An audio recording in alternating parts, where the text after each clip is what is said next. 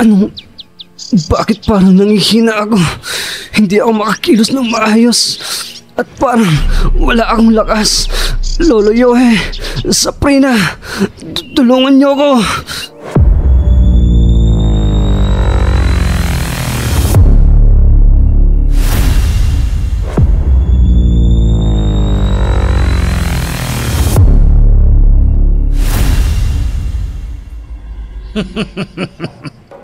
Malaking tulong sa akin si Ministro Nero dahil kaya niya magpalit ng anyo.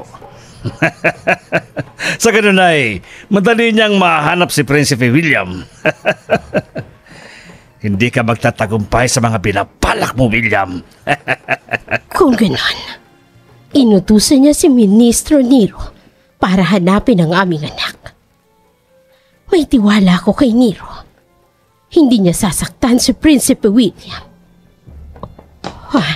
May paparating na kawal. Magtatago ako. Mahal na! Pinapatawag niyo na ho ako.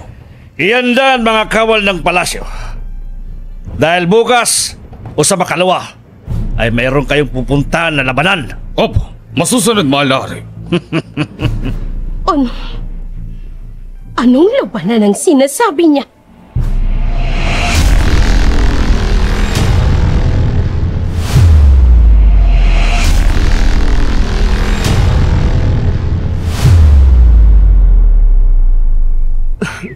Ang lakas niya.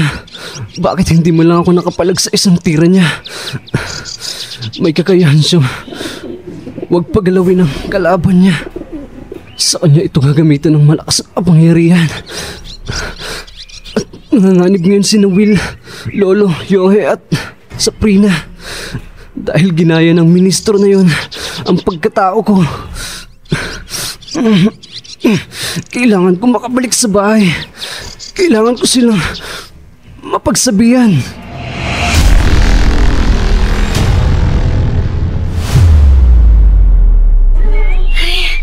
Buti naman at nakarating na kayo. Kanina pa kami naghihintay sa inyo ni Lolo.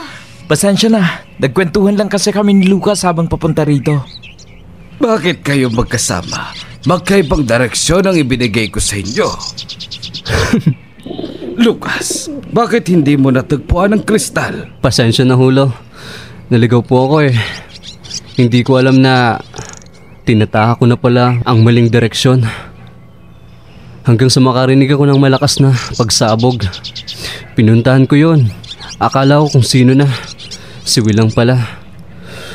Gumamit ng malakas na kapangyarihan. Di bale, sa susunod ay dapat magawa mo ng magawang inuutos ko. Huwag mo nang isipin na baga naririnig mo. Ang pagtuunan mo ng pansin ay ang laban mo. Dahil kapag dumating ang paligsahan, sarili mo lang dapat ang isipin mo at hindi ang iba. Opo, Lo. Naunawaan ko ho. Halina muna kayong dalawa. Meron akong sinabawan doon. Sinabawang usaho, Lo? Sinabawang gulay. Halina kayo. Sige ho. Ito pala pamilyang napuntahan ng prinsipe. Tagumpay ako sa aking misyon. Kung susubahin ang kanilang lakas ay napakahina lamang. Pero yung babae ay hindi ko maramdaman ang kanyang kapangyarihan. Meron ba siyang kakayahan na itago ang kanyang lakas? Lucas? Ano yun? Tara na. Pasok na tayo. Mukhang ang lalim ng iniisip mo. Ayos lang yan. Sa susunod, alam kong magagawa mo ng pinagagawa sa atin ni Lolo. Oo. Tara, doon na tayo sa loob. Sige.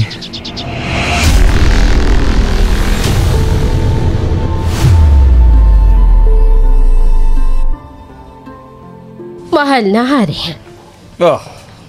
Asawa kong Reyna. Dinalan kita ng may inom. May pampatulog ba yan? At bakit ko naman yan gagawin sa'yo? Kasi iniisip mo na naman na lumabas ng palasyo. Hindi. Hindi ako lalabas. Mabuti. Ano sadya mo? May itatanong lamang ako. Ano yun? Hindi ba sa darating na paligsahan sa susunod na buwan ay 2 kategorya lamang ang paglalabanan? Oo. Labanan ng mga babae at labanan ng mandirigmang lalaki. Gusto kong sumali sa paligsahan. Ha! Maaari ba, mahal na hari? Reyna Luna.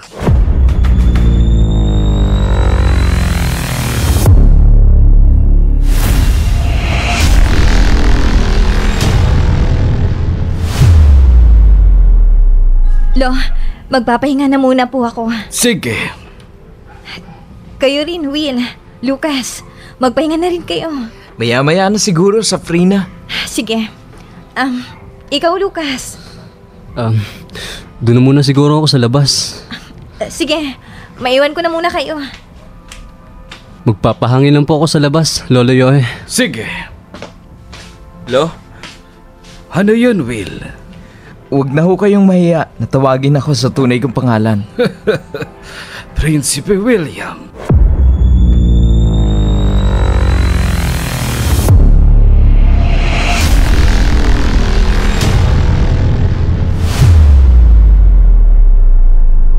At bakit mo naman naisipan na sumali sa paligsahan, Reyna Luna? Gusto ko lamang patunayan ang sarili ko. Ha? Kung meron pa akong ibubugas sa labanan. Pero magiging delikado yan para sa'yo. Paano kung mapahamak Kaya nga ka? sasabak sa paligsahan na yan. Hindi para umupo lamang, kundi para mapahamak minsan. Hindi. Hindi ka maaaring sumali. Isa kang maharlika. Gayon din si Prinsipe William. Isa siyang maharlika. At pilit mong pinapasali sa darating na labanan. Pero iba siya kaysa sa'yo. Anong sinabi mo? Mas malakas siya kaysa sa atin? Na ako na reyna ng palasyo ay hindi kayang lumaban? Buo na ang desisyon ko. Sasali ako sa paligsahan. Reyna Luna.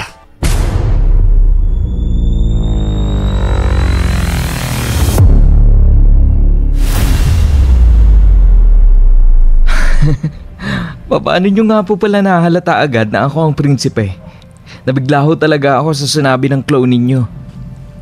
Kahit ako'y matanda na, ay kilalang kilala ko kayong mga nasa palasyo.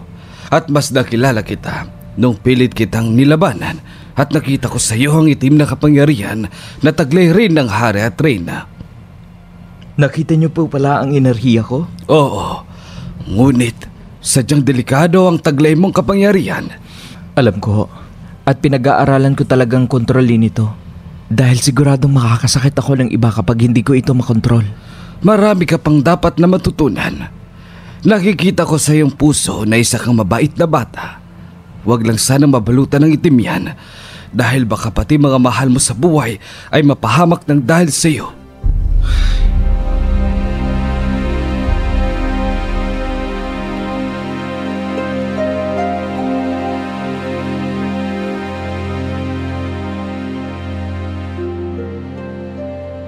Kanina, habang kalaban mo ang aking clone, naramdaman kong hindi lang yun ang taglay mong lakas.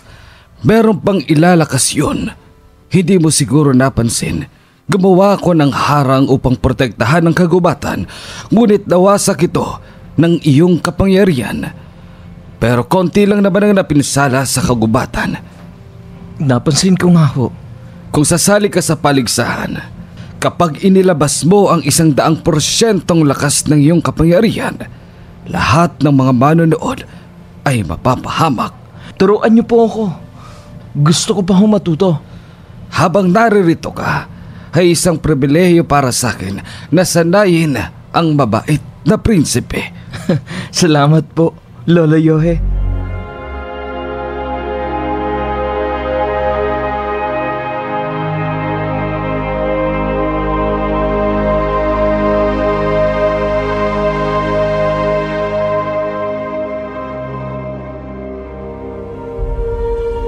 Susuwayin mo ba ang utos ko, Reyna Luna? Isa rin ako sa namumuno dito sa palasyo.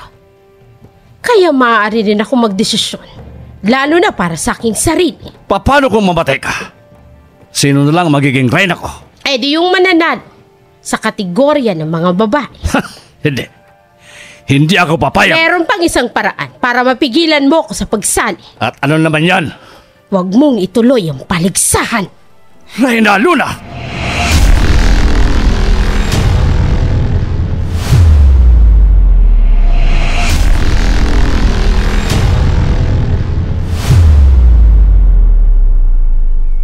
ganda ng lugar na to. Ang layo sa palasyo. Kung malalaman lang ito ng mahal na Haring Rizalde, mga ilang oras pa ang lalakbayin ng mga kawal. At baka bago pa man sila sumalakay dito, ay nakatakas na ang mga yon. Kaya kailangan kong mag-ingat. Hindi dapat nila mapansin na hindi ako ang Lucas na kasama nila.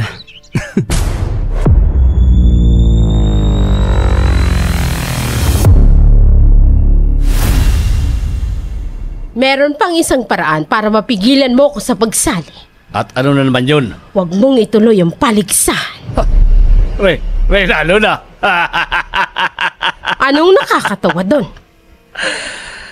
Dahil pareho kayo ng ugali ng anak natin. Kagaya mo. Nais ninyang ipatigil ang paligsahan. Pero patawad, Reyna Luna. Wala nang makakapagpigil pa sa paligsang darating. Wala na rin makakapigil sa akin na sumali ron. Ha! May iwan na kita at ako'y mag-iinsayo. Mahal na Haring Rizalde.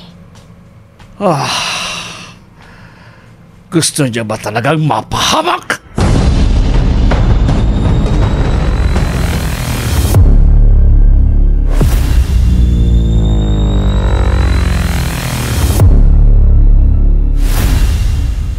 Hindi mo na ako mapipigilan pa, Haring Rizalde.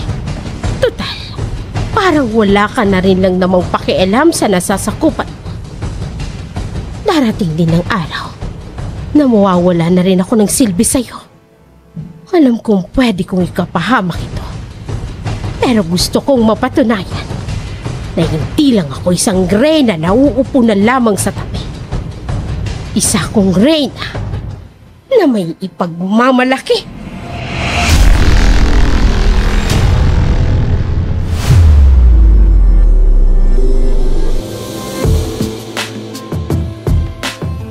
Siya nga po pala. Ano yun? Pati rin po pala si Lucas ay alam niya na ako ang prinsipe. Alam ni Lucas? Opo. Nabanggit kasi niya sa akin ang tunay kong pangalan habang naglalakad kami pa uwi. Nahalata niya raw na ako ang prinsipe. Pero imposible. Nakilala ka na ba niya dati o nakita mo lang sa isang lugar? Hindi ko siya kilala. Pero baka nakikita niya na ako noon. Siguro nga. Masaya po ako dahil kahit nakilala niyo ako kung sino ako, hindi pa rin kayo nagbago ng ugali sa akin. Lahat naman ay pinagbibigyan ng pagkakataon upang magbago. Salamat po. Magpapahinga lang po muna ako, Lo. Sige. Sige po. Ang pagkakaalam ko ay galit si Lucas sa mga taga-palasyo. Paano naging malambot kaagad ang puso niya kay Prinsipe William?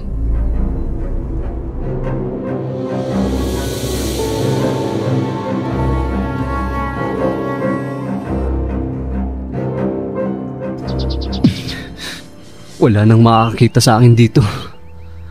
Kakausapin ko muna ang mahal na hari.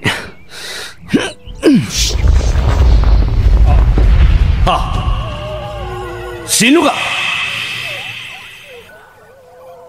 Ako to, mahal na hari. Si Nero. Ministro Nero? Opo.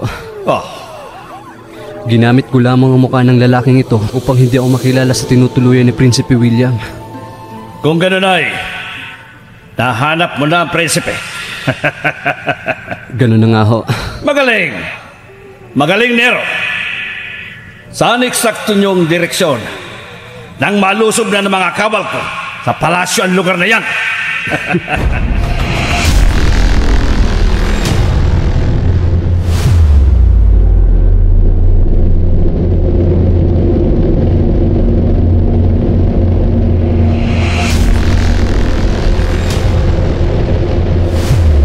Paalam, mahal na hari.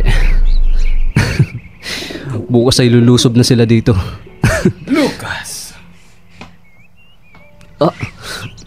Lolo Yohe. Anong ginagawa mo rito? Kanina pa kita hinahanap. Tinitignan ko lamang ho ang magandang tanawin dito. Sa tagal mo dito, hindi mo pa napagmamasdan yan. Pero nalabang ay kung isa kang baguhan o isang dayuhan. Maganda ko kasing pagmasdan ng lugar na ito. Sa bagay, napakaganda nga ng lugar na to. Tanaw mo ang lawak ng bayan ng Kaiseria at maninag mo rito ng konti ang palasyo. Oo nga. O siya nga pala, nabanggit sa akin ni Will na kilala mo na raw siya bilang si Prinsipe William. Lolo Yohe.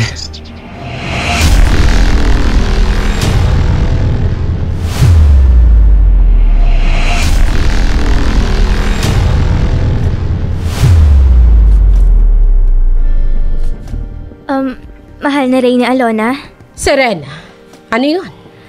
gusto ko lamang sana magpaalam sa inyo. May pupuntahan lamang po ako. Baka kasi hanapin ako ng mga taga-palasyo kapag merong nasaktang mga kawal. Baka kailangan ka pa sa pagamutan. Hindi naman na po. Pinagaling ko na pang mga kawal na nandoon. Ganun ba? Pero saan ka pupunta, Serena?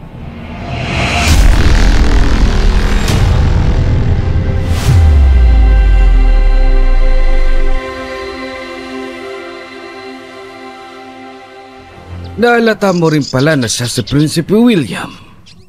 Opo, Lolo. Sino ba naman ang hindi makakakilala sa prinsipe? Kahit nagpagupit na siya ng buhok ay makikilala pa rin siya. Pero di ba, sabi mo sa akin noon na siya ang nagbigay sa iyo ng ginto at pila at hindi mo siya nakilala bilang si Prinsipe William at ngayon ay kilala mo na siya. Pumunta po kasi ako sa bayan at nakita ko ang mga nakapaskil roon na papel na may mukha ng prinsipe. Kaya naging pamilyar sa akin ang mukha ni Will na siya pala ang Prinsipe William. Ganun ba? May tatanong pa ho ba kayo? Kung wala na ho, kailangan ko na ring magpahinga. Wala naman na. Maaari ka nang makapagpahinga. Salamat po. Bakit nga ba ako naghihinala sa ikinikilos mo, Lucas?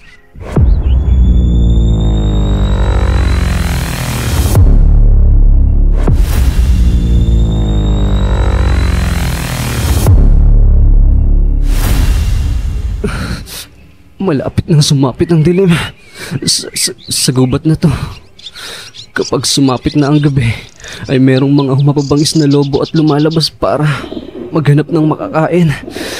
At kapag naratan nila akong tuguan, hindi sila magdadalawang isip na lapain ako.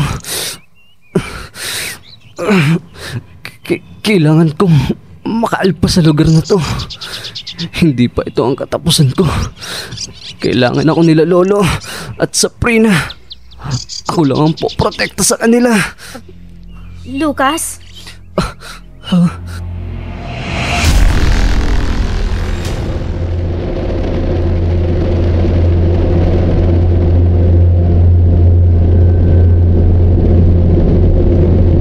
Lord, nakahanda na po ba kawal para sa pagsalakay?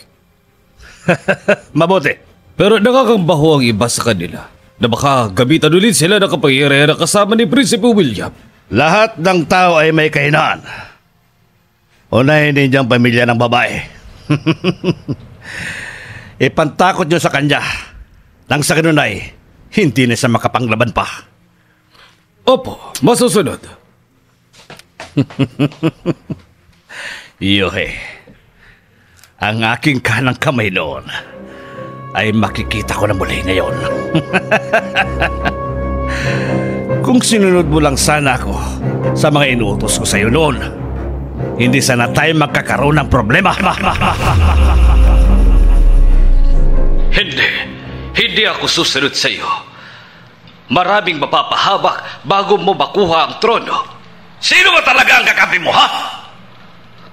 Ako ang pinuno rito o ang mga maharlika sa palasyo ng Kaiseria? Katahimikan ng nais ko, Rizalde. Hindi digmaan. Kung ganun, ay wala na akong magagawa pa. Sinasayang mo lang ang pinagsamahan natin, Yoe. Inutuloy ko ang pagsam sa Kaiseria. Kaya makakalis ka na. At wag na wag ka nang babalik pa. Yoe. Talagang noon pa man ay isa ka ng bara sa lalamunan ko. Magpahanggang ngayon ay kinakalaban mo pa rin ako. Ngayon, ako na ang hari ng Kaiserya. Siguradong labis ang pagsisisi mo na hindi mo ako sinunod.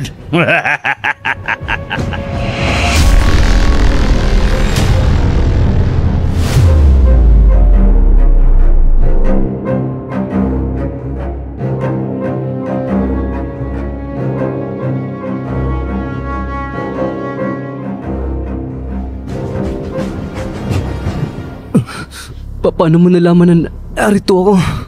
Naramdaman ko na kailangan mo ko. Serena. Tutulungan kita. Salamat. Salamat, Serena.